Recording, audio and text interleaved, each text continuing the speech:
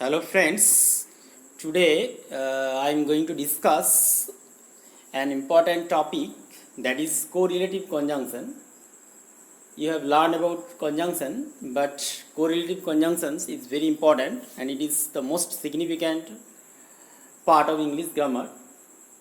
দেখো correlative conjunction সম্পর্কে আমাদের ধারণা প্রত্যেকেরই কিন্তু থাকা দরকার, খুব ভালোভাবে থাকা দরকার, এবং এটা সম্পর্কে আমরা জানার চেষ্টা করব। ইংলিশ গ্রামারে অনেকগুলো কোরিলেটিভ কনজাংশন আছে, ঠিক আছে, কিন্তু অনেকেরই এটা সম্পর্কে সুস্পষ্ট ধারণা নেই। যাই হোক, আমরা জানার চেষ্টা করব এটা সম্পর্কে। দেখো, প্রথমেই আছে কোরিলেটিভ কনজাংশন। তাহলে প্রথমেই জেনে নেব কোরিলেটিভ কনজাংশন কোনগুলোকে বলা হয় বা কেন। কোরিলেটিভ টার্মটার অর্থ হচ্ছে কো আর রিলেটিভ। যদি আমরা এটাকে ডিভাইড করি তাহলে পাবো কো আর রিলেটিভ। কো মানে সহ আর রিলেটিভ মানে হচ্ছে সম্পর্কযুক্ত, অর্থাৎ সহ সম্পর্কযুক্ত সংযোজক অব্যয়। এরকম ইংলিশ গ্রামারে বেশ কয়েকটা আমরা কোরিলেটিভ কনজাংশন পাই, যেমন আইদার অর, নাইদার নর, তারপর হচ্ছে বোথ অ্যান্ড। এছাড়াও আরও অনেক আছে, যেমন নট অনলি বাট অলসো, ঠিক আছে, as soon as, no sooner then, hardly when ইত্যাদি। তাহলে দেখো, এখানে আমরা প্রথম বেশ কয়েকটা এরকম 15টা কোরিলেটিভ কনজাংশন নিয়ে আলোচনা করব। প্রথমে আছে দেখো বোথ অ্যান্ড। এক্সাম্পলটা দেখো, তারপর বোঝার চেষ্টা করবো। He is both kind and intelligent. Say kind এবং ইন্টেলিজেন্ট দুটোই বটে। অর্থাৎ একটা ব্যক্তির মধ্যে দুটো কোয়ালিটি যদি সিমিলার হয়, সমপ্রকৃতির হয়, এখানে দেখো সে কাইন্ডনেস এবং ইন্টেলিজেন্স দুটোই আছে। সে দয়ালুও বটে আবার বুদ্ধিমানও বটে, তখন আমরা বোথ এবং অ্যান্ড ব্যবহার করব, ঠিক আছে। অর্থাৎ সে দয়ালু এবং বুদ্ধিমান। নেক্সট আছে দেখো নট অনলি বাট অলসো। এটাও একই রকম। The girl is not only poor but also blind. এখানে দেখো মেয়েটি গরিব নয়, শুধুমাত্র গরিব নয়, তার বাট অলসো ব্লাইন্ড, এমনকি সে অন্ধও বটে। তাহলে এটাও কিন্তু দুটো কোয়ালিটি, সেটা ব্যাড হতে পারে, গুড হতে পারে, কিন্তু সিমিলার হবে, ঠিক আছে। এই বোথ অ্যান্ডের মতোই নট অনলি বাট অলসোটা ব্যবহার করা হয়। মেয়েটি পুয়ার বটে, অর্থাৎ গরিবও বটে, এবং তার সঙ্গে কি অন্ধও বটে, ঠিক আছে। তাহলে মেয়েটি শুধুমাত্র পুয়ার নয়, গরিব নয়, কিন্তু সে অন্ধও বটে। নেক্সট আছে দেখো আইদার অর। উদাহরণটা দেখো প্রথমে, the boy likes either reading or writing. এখানে দেখো ছেলেটি হয় পড়াশুনো অথবা হয় পড়তে অথবা লিখতে পছন্দ করে।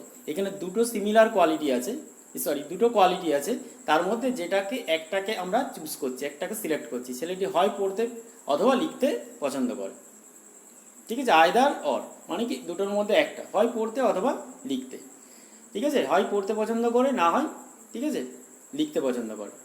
নেক্সট আছে দেখো নেদার নর। নেদার নর মানে দুটোকেই নেগেট করা হচ্ছে। নেগেট করা মানে দুটোকেই আমরা না বলছি। আই লাইক নেদার টি নর কফি। এখানে দেখো লক্ষ্য করো, আমি কিন্তু কি বলছি, আমরা কি বলছি, আমি চাও পছন্দ করি না, কফিও পছন্দ করি না। তাহলে দুটোকেই যখন আমরা না বলছি, অর্থাৎ দুটোকেই যখন নেগেট করা হচ্ছে, তখন আমরা নেদার নটটা ব্যবহার করি। আমি চাও পছন্দ করি না, কফিও পছন্দ করি না। আই লাইক নেদার টি নর কফি। নেক্সট আছে দেখো no sooner then. Very very important. No sooner then মানে একটা ঘটনা ঘটার সঙ্গে সঙ্গে আরেকটা ঘটনা ঘটবে, সেক্ষেত্রে আমরা নো সুনার দেন ব্যবহার করব। এক্ষেত্রে দেখো একটা উদাহরণটা দেখো, তাহলে ব্যাপারটা ক্লিয়ার আসবে। No sooner had we seen the tiger then we ran away. এখানে দেখো যেই মাত্র আমরা বাঘটাকে দেখলাম, সঙ্গে সঙ্গে আমরা কি করলাম, সেখান থেকে দৌড়ে চলে গেলাম। তাহলে বাঘটা দেখা এবং দৌড়ে পালানো দুটো ঘটনা কিন্তু সঙ্গে সঙ্গে ঘটছে। তাহলে নো সুনার দেন আমরা কখন ব্যবহার করব, একটা ঘটনা ঘটার সঙ্গে সঙ্গে ইমিডিয়েট রিয়াকশান একটা ঘটবে, পরের ঘটনাটা সঙ্গে সঙ্গে ঘটবে। যেই মাত্র আমরা টাইগারটা দেখলাম, সেই মাত্র আমরা দৌড়ে পালালাম। নেক্সট আছে দেখো সাচ দ্যাট। এক্সাম্পলটা দেখো, you are such a liar that I can no longer trust you. তুমি এমনই মিথ্যাবাদী যে আমি আর তোমাকে বিশ্বাস করতে পারি না। তাহলে এখানে সাচ দ্যাট মানে এরকম যে অর্থে, সাচ এরূপ যে অর্থে, ঠিক আছে। তুমি এরূপ মিথ্যাবাদী যে আমি তোমাকে আর বিশ্বাস করতে পারি না। নেক্সট আছে দেখো স্কার্সলি হোয়েন। এটাও খুব ইম্পর্ট্যান্ট। কার্সলি হোয়েন কখন ব্যবহার করা হয়, কার্সলি হোয়েন, এটাও কিন্তু সেই নো শোনার দেনের মতোই হবে। অর্থাৎ একটা ঘটনা ঘটার সঙ্গে সঙ্গে ইমিডিয়েট রিয়াকশান হিসেবে আরেকটা ঘটছে, অর্থাৎ একটা ঘটনা ঘটার সঙ্গে সঙ্গে আর একটা ঘটনা ঘটছে, সেক্ষেত্রে আমরা কার্সলি হোয়েন ব্যবহার করব। উদাহরণটা দেখো, scarcely had he enter the room when the phone rang. যেই মাত্র সে কক্ষে প্রবেশ করলো, তখনই কি হলো, ফোনটা বাজলো। অর্থাৎ একটা ঘটনা ঘটার সঙ্গে সঙ্গে কক্ষের মধ্যে প্রবেশ করছে আর ফোন বাজছে, ঠিক আছে?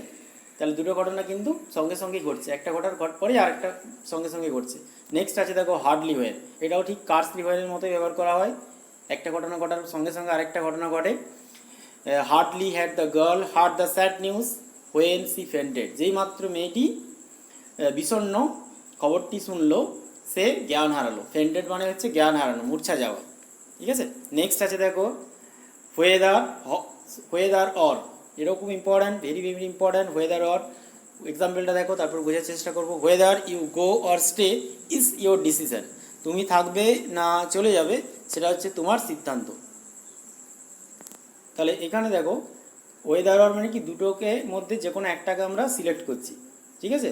Whether you go or stay, হয় তুমি যাও অথবা থাকো, সেটা হচ্ছে আমার সিদ্ধান্ত, সেটা হচ্ছে তোমার সিদ্ধান্ত, ঠিক আছে? দুটোর মধ্যে একটাকে আমরা সিলেক্ট করতে বলছি, ঠিক আছে এক্ষেত্রে। নেক্সট আছে দেখো জাস্ট অ্যাজ সো, এক্সাম্পলটা দেখো, just as the boy loves playing so the girl loves reading, ঠিক যেভাবে ছেলেটি খেলতে ভালোবাসে সেরকমই মেয়েটি পড়তে ভালোবাসে। এক্ষেত্রে দেখো জাস্ট অ্যাজ মানে ঠিক যেভাবে অর্থে, আর সো মানে সেই রকমই। তাহলে উদাহরণটা থেকে আমরা বুঝতে পারছি যে ব্যবহারটা, যে just as the boy loves playing, ঠিক যেভাবে ছেলেটি খেলতে পছন্দ করে, খেলতে ভালোবাসে, ঠিক সেরকমই মেয়েটি পড়তে ভালোবাসে।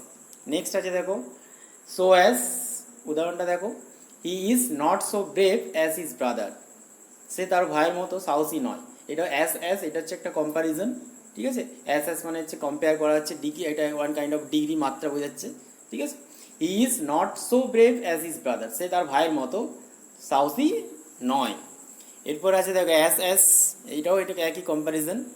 I am as happy as you, আমি তোমার মতোই হ্যাপি, ঠিক আছে? দুটোকেই সমানভাবে বোঝানো হচ্ছে। I am as happy as you, আমি তোমার মতোই সুখী বা খুশি।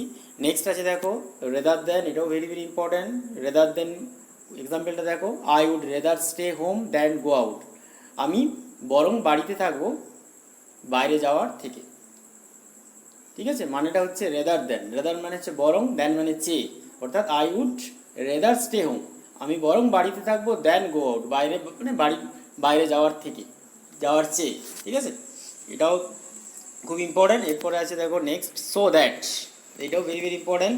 The boy is so small that he has no idea about death, ছেলেটি এত ছোট যে তার মৃত্যু সম্পর্কে কোনো ধারণা নেই। তাহলে সো দ্যাট মানে যাতে করে অর্থে, ঠিক আছে?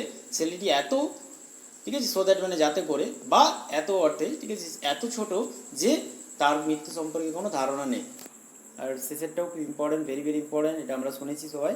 দ্য মোর, অর্থাৎ একটা এক্সাম্পলটা দেখো খুব সহজ। The more we read the more we learn, যত আমরা পড়ি তত আমরা শিখি, ঠিক আছে? দ্য মোর মানে এটা কম্পেয়ার করা হচ্ছে, এটাও একটা কম্পারেটিভ ফর্ম ব্যবহার করা হয়েছে, কম্পারেটিভ ডিগ্রি, যত তত অর্থে, অর্থাৎ যত আমরা পড়বো তত আমরা শিখবো। এটাও একটা কোরিলেটিভ কনজাংশন। যাই হোক, আমরা আশা করি কোরিলেটিভ কনজাংশন সম্পর্কে জানতে পারলাম। টোটাল এই 15টা কোরিলেটিভ কনজাংশন আছে, তোমরা চেষ্টা করবে এই প্রত্যেকটারই বাক্যে ব্যবহার করার, এবং এটা সম্পর্কে ভালোভাবে আয়ত্ত করার চেষ্টা করো। আশা করি এটা তোমাদের খুব কাজে লাগবে বাক্য লিখতে বা বাক্যকে বুঝতে, ঠিক আছে? যদি ভালো লাগে অবশ্যই কমেন্ট, শেয়ার এবং সাবস্ক্রাইব করবে। ধন্যবাদ।